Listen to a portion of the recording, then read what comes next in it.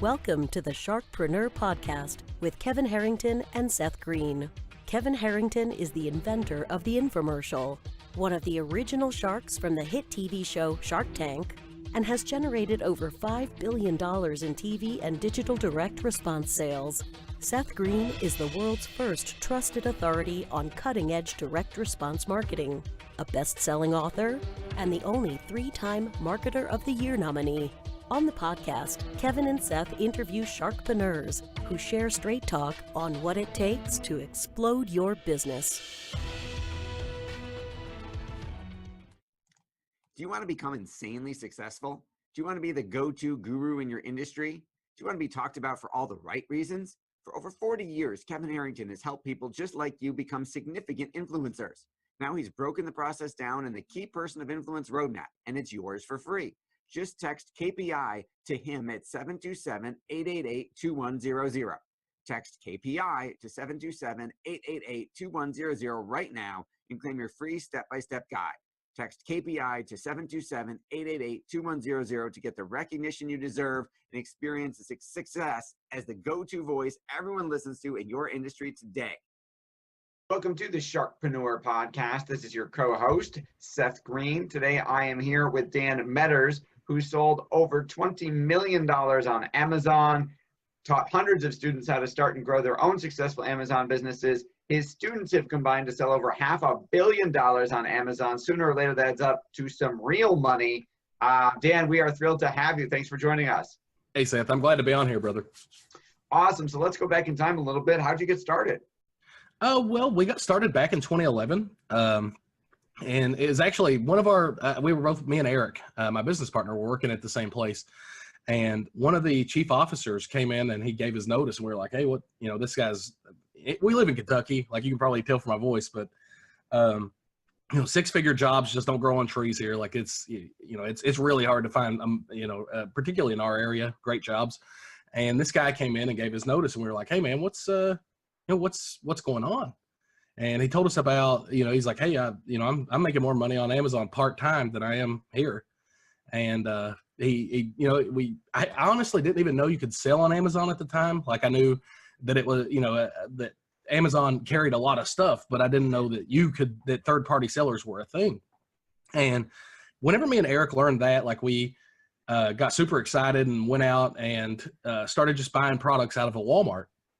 And it was kind of funny because when we sent in everything, I literally thought we started with a $600 credit card. I didn't have any credit, and Eric had terrible credit. So it was all, it was all we had to get started with. And then, but whenever we got started, like, we sent that first box in, and honestly, I thought there was no way that these things would sell. Like, the products we bought were Disney cars. They were $3 in Walmart, and they were selling for $15 on Amazon. And that's a heck of a markup. Exactly.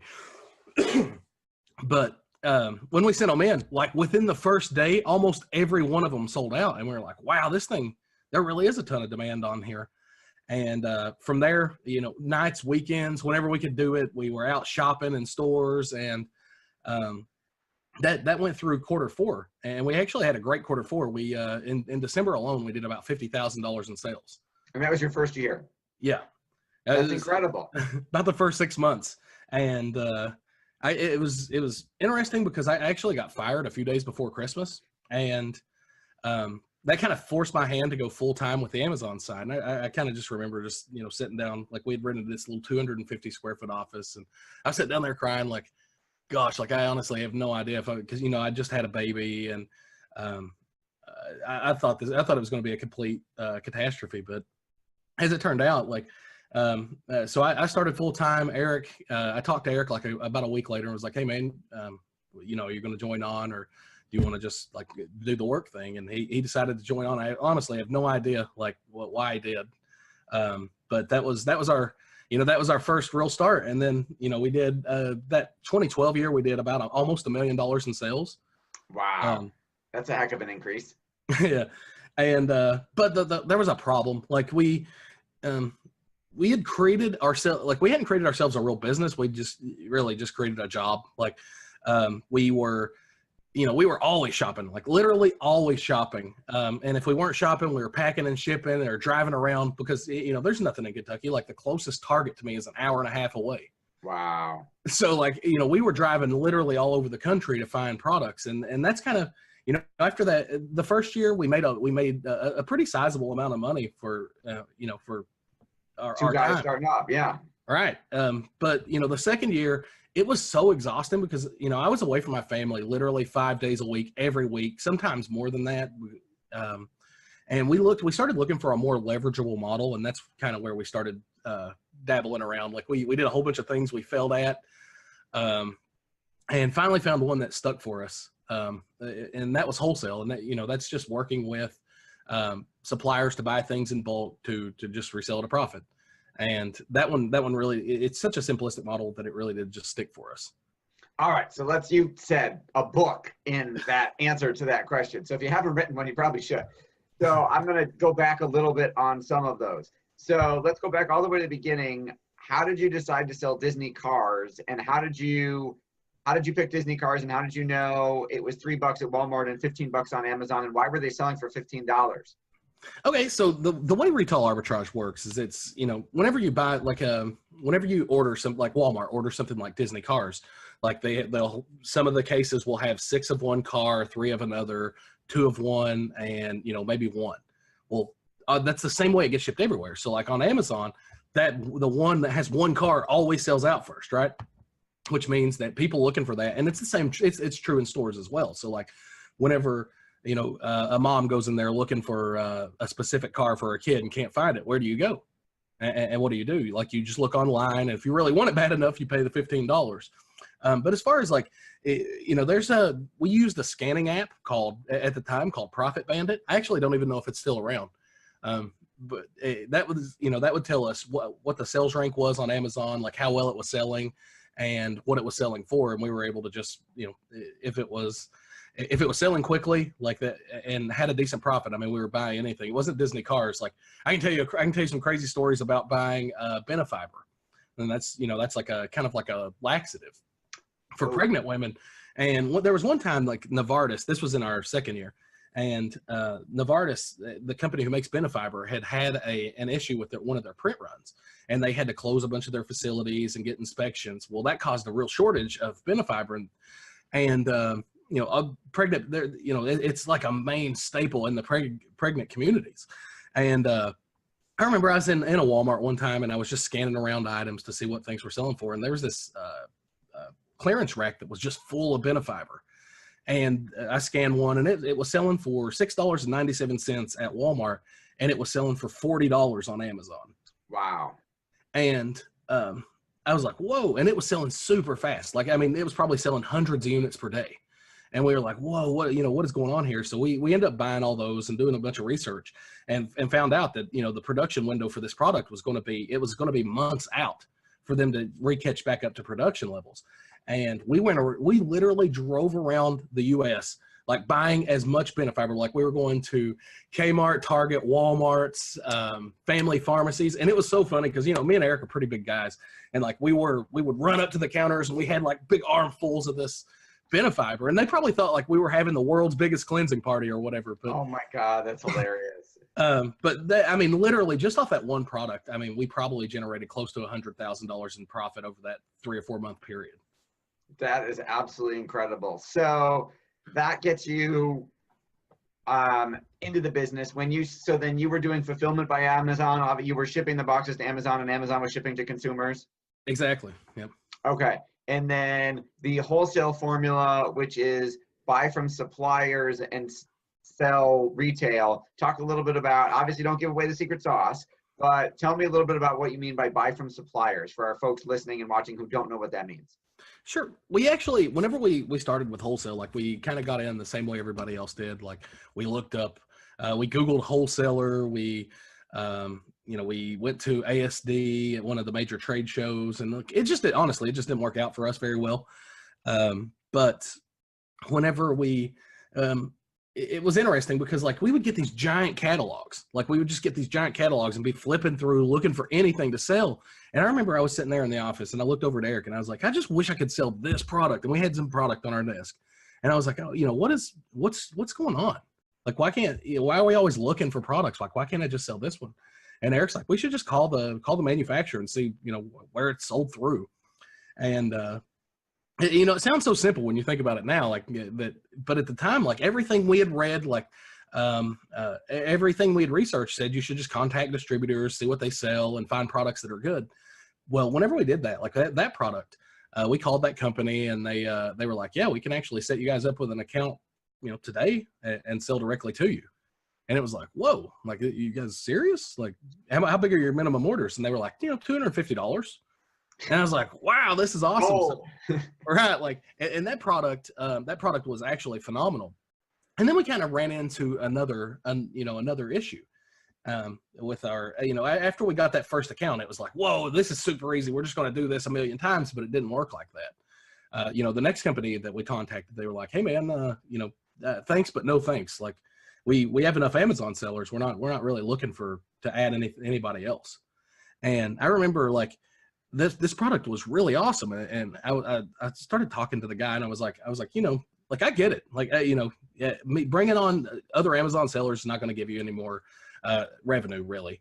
But like, here, I can show you some of the things that are wrong with your current listing. Like, and it's causing your conversion to go down. You guys aren't also getting enough traffic, like, for major keywords. And like, we went through, and I didn't expect anything in return. I was just like, if you don't want to work with us, I get it. Like, pass this on to your seller, your product sales, like, your sales will go up pretty exponentially.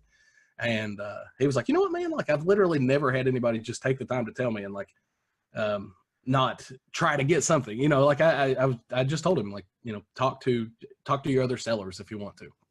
And so he did open an account with us, and that's kind of been our strategy ever since, is instead of just, like, the vast majority of people try to set up these relationships, like the traditional relationship where I just buy stuff from you and I sell your stuff on Amazon and rinse and repeat. Like, instead, we've kind of focused on more of, like, the relationship niche. We develop relationships with specific brands who have strong performing products, and we help them make those products better on Amazon and get more exposure, get more sales, get more traffic. And in return, we become an authorized seller of their product. And usually, with it over a given, over time, we generally become like an exclusive seller of the products or something like that.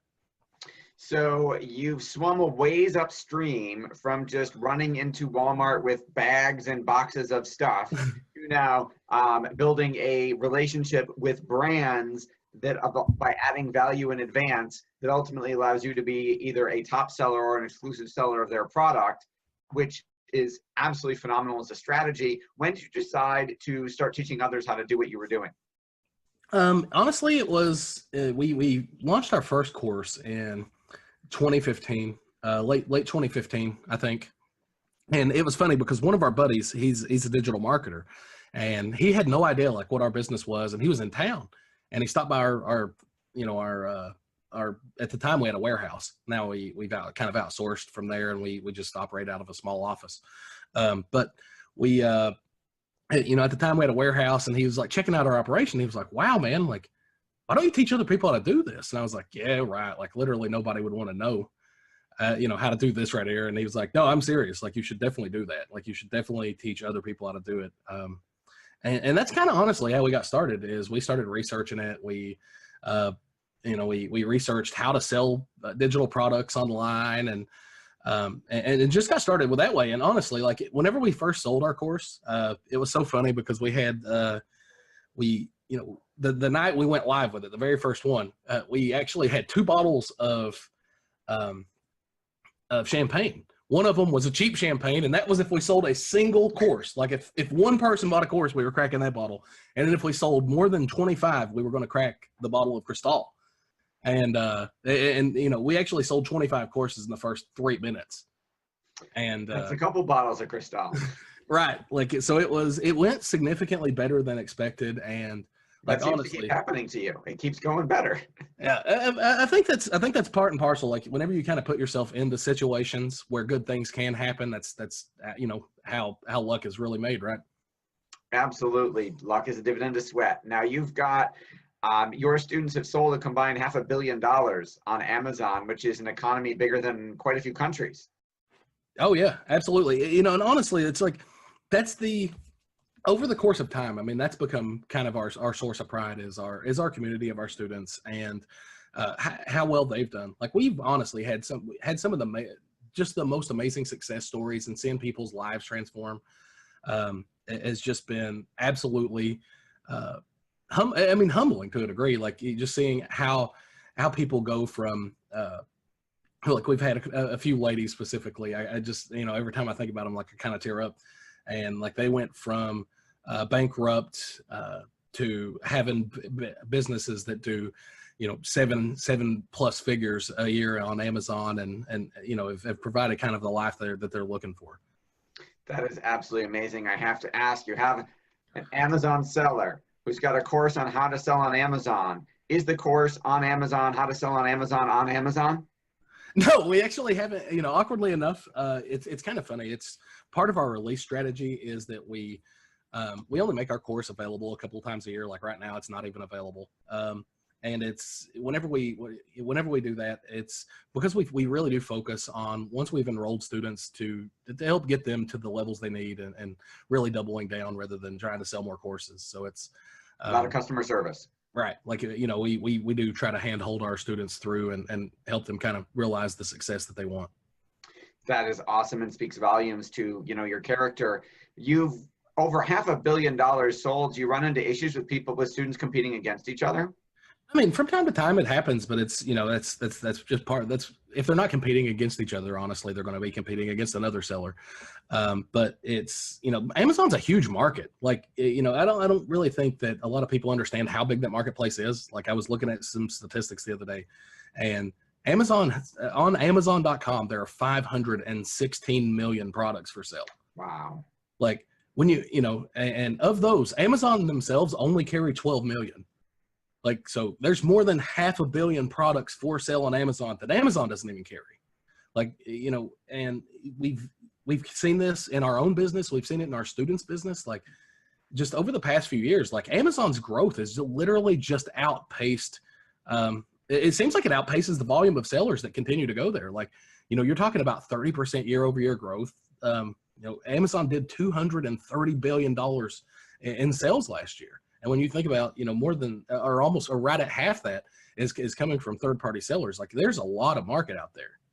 And unless we put another 0 or 2 on the end, you're probably not going to scratch the surface of competing against each other. Right. Like, does it happen? For sure. But is it a big part of the economy there? Not really. Just, there's so much real estate on Amazon and so many places and ways to make money that it's everybody's going to sell Benta fiber. Exactly. Are you still actively selling on Amazon, or is the course business, the education business, the full-time gig now? It's actually funny. We with our Amazon business, we kind of scaled it down last year. And we'd had a warehouse, and we scaled back to, we wanted to utilize fulfillment centers and kind of make it just more of a lifestyle business that we wanted to. And since doing that, it was actually funny. Like, our cost went up for processing items, which we thought was going to be an issue, but it's not. Like, we've really just doubled down on providing more value with the vendors we're at. And last month was our most profitable month ever in our Amazon business. Congratulations. So, that business is not only still active, but it's thriving, and we got a really awesome team that operates. Awesome. Congratulations. You built something absolutely incredible. I know the course isn't open now as we're recording this, but is there a place we can send folks listening and watching this who are interested to get on a waiting list for the next time it's available? Yeah, absolutely. If you just check out thewholesaleformula.com. Like, we have a ton of, we have a blog there with a ton of free information about how to get started with Amazon. And that's, like, on that website, we have a waiting list and everything. Awesome. All right. Well, this has been Seth Greene from Sharkpreneur with Dan Meadors from thewholesaleformula.com. Dan, thank you so much for joining us. Absolutely, brother. Thanks for having me on. Absolutely. Awesome interview. Thanks, everybody, for listening and watching, and we'll talk to you next time. Do you need money to fund your idea, product, or service? Are you ready to take your business to the next level but need capital to get it done? Kevin Harrington has heard more than 50,000 pitches and knows how to help you make the perfect pitch to get the funding for your entrepreneurial dream. He's distilled the process down in his perfect pitch cheat sheet, and it's yours for free. Just text PITCH to him right now at 727-888-2100. Text PITCH to 727-888-2100 right now and claim your free perfect pitch cheat sheet. Text PITCH to 727-888-2100 to start funding your dream today. This show has been produced by Market Domination, LLC.